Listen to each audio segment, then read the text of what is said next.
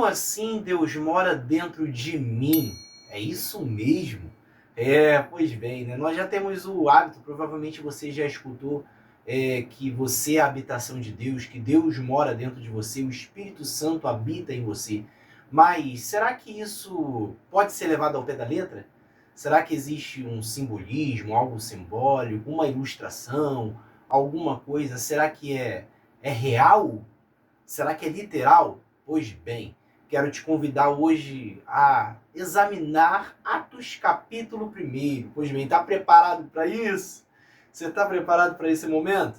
Ricos ensinamentos nós podemos extrair de Atos, mas hoje eu quero fincar ali, né? Explorar somente essa questão mesmo do Espírito Santo habitando dentro do homem, né? E nós podemos ver que Atos capítulo 1, Lucas ele vai narrar, né, ensinamentos acerca de Jesus. É o que ele diz logo no primeiro versículo. Ele vai falar acerca daquilo que Jesus ensinou. E ele vai trazer esse grande benefício, esse grande milagre. Eu posso chamar talvez como o maior milagre de todo o mundo, de todas as escrituras. O maior milagre das escrituras não foi o Mar Vermelho se abrir, não foi a pesca maravilhosa, não foi as muralhas de Jericó ir ao chão, não foi fogo descer do céu. Mas o maior milagre que pode acontecer na vida de um ser humano, e isso é narrado pela Bíblia, é o próprio Deus vir habitar dentro de você. E isso não é historinha, isso é literal, isso não é figurativo. Isso é real, o Espírito Santo habitando dentro de nós. E hoje eu quero decorrer esses versículos de Atos capítulo 1, linká-los com outros versículos para que nós venhamos a entender claramente Deus, o Espírito Santo, habitando em mim e em você. Está preparado para isso? Vamos lá. Tá? Primeira coisa que eu quero comentar é que Jesus ele fala de um novo momento. Tá? Mas anterior a isso, a presença de Jesus, a presença de Deus, melhor dizendo, não era algo tão real e tão palpável quando nós falamos de Novo Testamento, pós-ressurreição, morte e ressurreição de Jesus. Quando olhamos para a antiga aliança, nós vemos um Deus que causa temor e até mesmo pânico no seu povo. Em Êxodo 34, por exemplo, nós vemos uma narrativa que nos faz entender muito bem isso. Moisés ele subiu ao Monte Sinai para falar com Deus. Foi em nenhum desses momentos em que Deus vai escrever na tábua os 10 mandamentos na tábua da aliança, né? Então, quando Moisés descia a palavra de Deus, em Êxodo 34, vai narrar que ele descia tão cheio da glória de Deus que o seu rosto brilhava. E isso causava pânico, causava medo nas pessoas.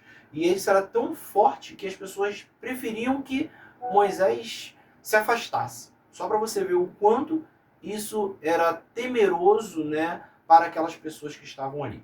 E não somente aí, também no tabernáculo, nós vemos uma narrativa muito real e também de muito temor. Quem é que entrava no tabernáculo para oferecer sacrifícios ao Senhor?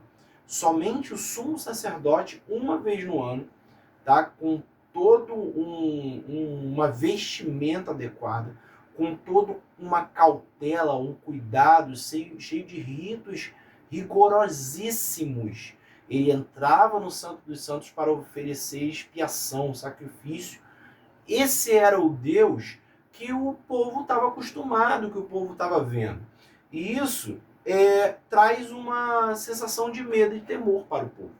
Mas Jesus, em Atos capítulo 1, ele vai narrar, ele vai trazer algo extremamente novo.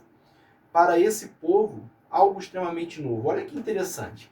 No capítulo 1, no versículo 5, o autor vai escrever da seguinte maneira: porque, na verdade, João batizou com água, mas vós sereis batizados com o Espírito Santo dentro de poucos dias. Para os apóstolos, que eram os ouvintes da época, né, era algo muito estranho, porque eles já ouviam falar do grande poder de Deus, do Pai, que fez grandes milagres no Antigo Testamento. Eles caminharam com Jesus e viram grandes milagres. Mas o Espírito Santo ainda era algo que, apesar de conhecer, de ouvir falar, mas era algo que eles ainda não haviam experimentado. E no versículo 8, que eu quero mencionar, olha o que Jesus vai declarar, dizendo: mas recebereis poder quando o Espírito Santo descer sobre vós, e serei minhas testemunhas, tanto em Jerusalém, como em toda a Judéia e Samaria, até os confins da terra. Ele está falando aqui o próprio Jesus declarando que haveria algo extraordinário para acontecer. E essa promessa do receber o Espírito Santo, receber o próprio Deus, ela não se restringe apenas aos apóstolos, aos discípulos da época, mas ela se estende até eu e você. Até hoje, o século XXI, nós temos a garantia dessa promessa, que Jesus, que o Espírito Santo habitaria dentro de nós, e isso é real. Se antes a orientação vinha por reis, profetas e sacerdotes, na antiga aliança, Deus ele queria falar, ele usava mediadores. Ele usava os profetas, eles usavam os sacerdotes, os reis, eles eram mediadores entre Deus e o povo.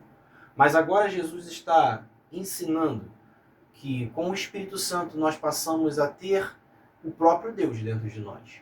E com isso nós começamos a ter o privilégio de sermos dirigidos, guiados e ser convencidos pelo Espírito Santo. A experiência dos apóstolos, propriamente falando, que andaram com Jesus, foi maravilhosa. E olha o que em João 14, versículo 16 e 17, olha o que Jesus vai explicar aos apóstolos. E eu pedirei ao Pai, Jesus falando, tá? E eu pedirei ao Pai, e ele vos dará outro conselheiro, para estar com vocês para sempre. O Espírito da verdade. O mundo não pode recebê-lo, porque não vê e nem conhece. Mas vocês conhecem, pois ele vive com vocês e estará em vocês. Os apóstolos, os discípulos, eles caminharam com Jesus. Olha que maravilhoso, caminhar com Jesus. Eles viram grandes milagres. Eles expulsaram demônios, viram Jesus expulsando demônios, a autoridade de Jesus contra o mar, contra a tempestade, ressurreição, eles viram multiplicações de pães, eles viram cego enxergar, morto ressuscitar, mas Jesus ainda diz para eles assim, em Atos, não saiam de Jerusalém, esperem, está no versículo 8, esperem, porque descerá sobre vocês o Espírito Santo. Olha a expectativa.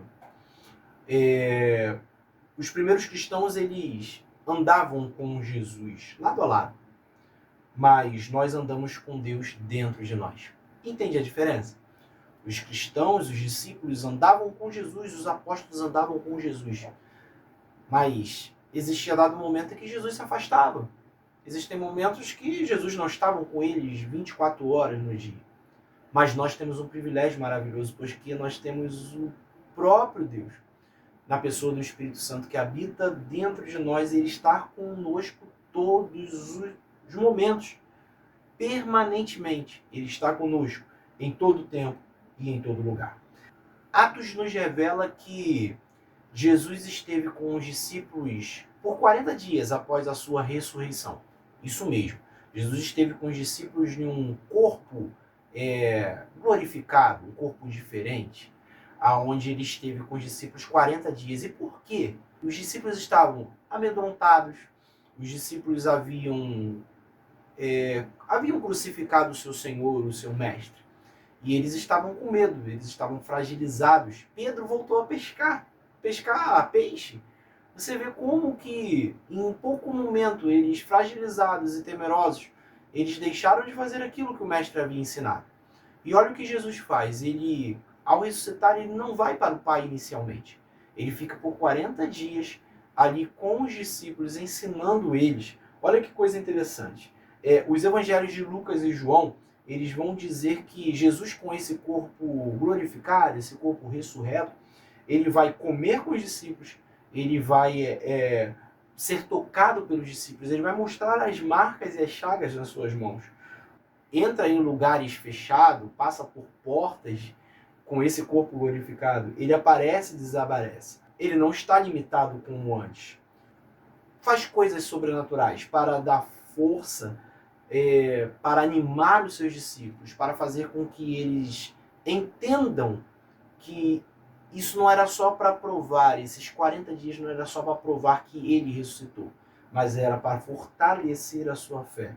Isso para provar e para mostrar uma nova fase na história que se inicia. Era ele ensinando ao povo acerca do reino, preparando para a sua ascensão e também apontando para a promessa do Espírito Santo. Se você está gostando disso, não deixe de se inscrever no canal, curta aqui, se inscreva se você é novo, né? Se inscreve no canal, dá um curtir aí, ativa o sininho para você ficar por dentro de sempre quando eu lançar um versículo, uma narrativa, um estudo, uma pregação, uma série, e você vai ficar por dentro de tudo. Então, vai lá, não deixe de se inscrever não. E os versículos 6 e 7 eu vou chamar de ponto de atenção. Os versículos 6 e 7, os discípulos eles meio que interrompem Jesus para trazer algo que parece ser meio estranho, né? Eles vão perguntar quando você restaurará o reino de Israel. O que está acontecendo aqui? Israel, né, estava passando por um período de opressão do Império Romano. Eles estavam sofrendo ali um domínio parcial do Império Romano. E o que os judeus, o que os Israel esperava? Esperava que o Messias viria e iria libertar eles de toda a aflição, de toda a luta que eles estavam passando, né? A aflição. E era real, era literal, né? Eles estavam sofrendo. Mas Jesus aqui ele vai cortar os discípulos, né? Talvez alguém possa ler esses versículos e não entender muito bem o que esse versículo 6 e 7 se encaixa aqui. Era isso. Então eles chegam para Jesus e falam assim: Senhor, quando que você vai de fato vir pegar uma espada e libertar o povo da aflição do Império Romano? Mas Jesus aqui ele está mostrando que ele não veio restaurar um reino terreno, mas ele veio inaugurar um reino espiritual. Isso que ele complementa quando ele diz no versículo 8 que nós receberemos poder do Espírito Santo.